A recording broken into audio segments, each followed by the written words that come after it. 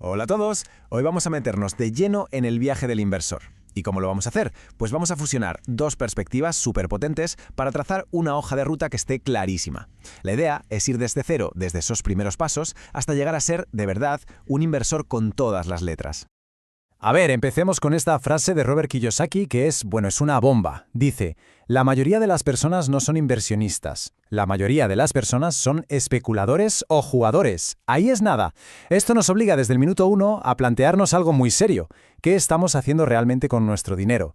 ¿Estamos invirtiendo de verdad o simplemente estamos jugando, apostando en el mercado? Y es que ahí, justo ahí, está la gran diferencia. Por un lado está el especulador, que al final depende de la suerte, de que el mercado suba, del miedo, de la euforia.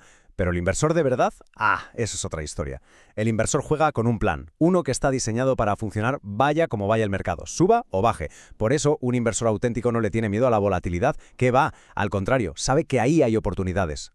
Vale, entonces, ¿cómo se forja esa mentalidad de inversor?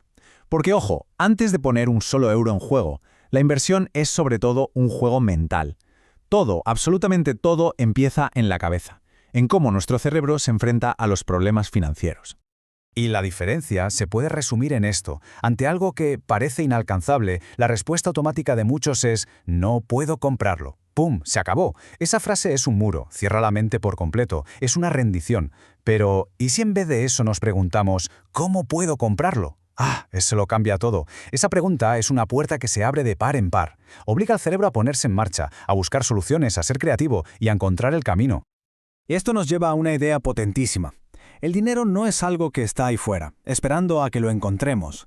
No, el dinero es algo que se crea. ¿Y de dónde sale? Pues de nuestras mentes. El origen de la riqueza está en los pensamientos, en las creencias que tenemos sobre el dinero y lo que podemos hacer con él. De acuerdo, ya tenemos la mentalidad, el chip correcto. ¿Cuál es el siguiente paso?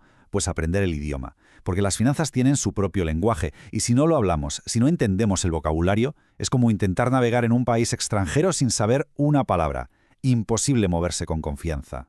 Y aquí llegamos a dos palabras que son la base de todo, activo y pasivo. Pero vamos a olvidarnos por un momento de las definiciones del libro. La idea de Kiyosaki es brutalmente simple y se basa en una sola cosa, la dirección en la que se mueve el dinero. Un activo es algo que pone dinero en el bolsillo, y un pasivo, pues es algo que saca dinero del bolsillo. Así de fácil.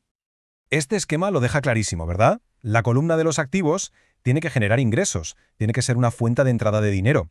Por otro lado, la columna de los pasivos lo que hace es generar gastos, es una fuga de dinero.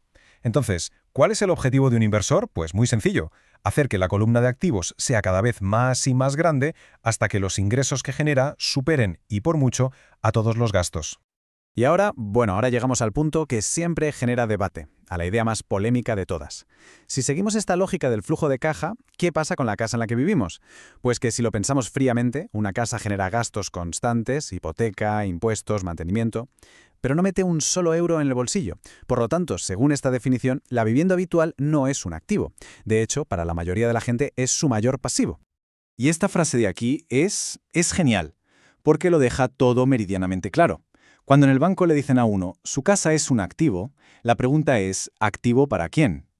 Porque claro, para el banco esa hipoteca es un activo de los buenos, uno que le genera ingresos cada mes. Para quien la paga es un pasivo. Entender este cambio de perspectiva es sencillamente empezar a entender las reglas del juego.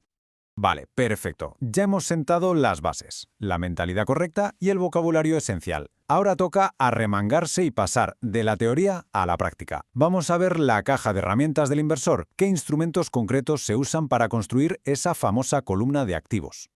Aquí tenemos los grandes clásicos, los pilares de casi cualquier cartera, y cada uno sirve para una cosa. Las acciones, por ejemplo, son para buscar crecimiento, al fin y al cabo se está comprando un trocito de una empresa.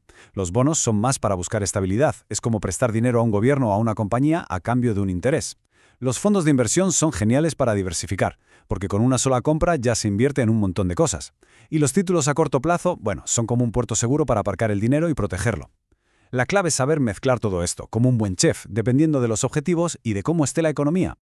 Pero claro, dentro de cada herramienta hay muchos tipos. Por ejemplo, hablemos de acciones. No todas son iguales. Pensemos en las acciones cíclicas. Su nombre ya nos da una pista. Su valor está muy ligado a los ciclos de la economía. Cuando la economía va bien, suben. Cuando va mal, bajan. Hablamos de empresas de coches, de aerolíneas, de construcción, ese tipo de negocios. Y esto, un inversor que sabe lo que hace, lo utiliza a su favor. ¿Por qué? Porque ajusta su cartera. Cuando la economía está en pleno crecimiento, las acciones cíclicas pueden dar unas alegrías enormes. Pero, ¿y si viene una recesión? Pues ahí es donde entran las llamadas acciones defensivas. Pensemos en empresas de comida, de electricidad, de productos básicos, cosas que la gente necesita sí o sí. Esas acciones suelen aguantar mucho mejor el chaparrón y protegen el capital. Esto nos lleva a otra idea importante. Nadie nace siendo un inversor experto. No es algo que pase de la noche a la mañana. Es un proceso, un viaje, un camino de aprendizaje y sobre todo de experiencia, que podemos ver como si fuéramos subiendo de nivel, como en un videojuego. Y Kiyosaki, de hecho, lo divide en etapas muy claras.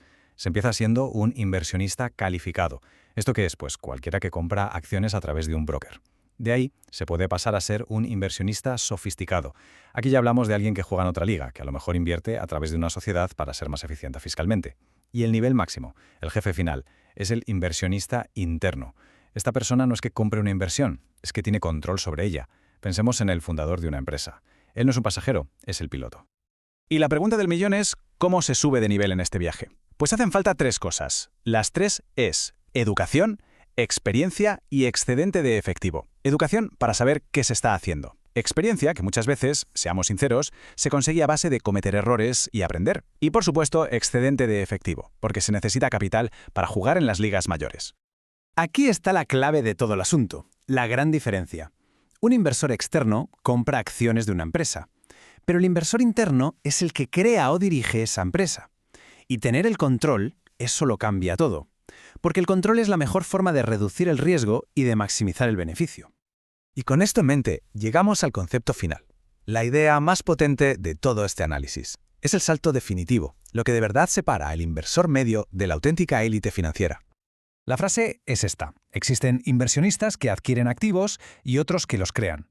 Parece simple, pero aquí está el meollo de la cuestión. Resume la diferencia entre el 90% de los inversores y ese 10% que juega a otro nivel. La mayoría de la gente, ¿qué hace? Trabaja para ganar dinero y con ese dinero comprar activos. Pero los más ricos, ellos aprenden a crear los activos, directamente.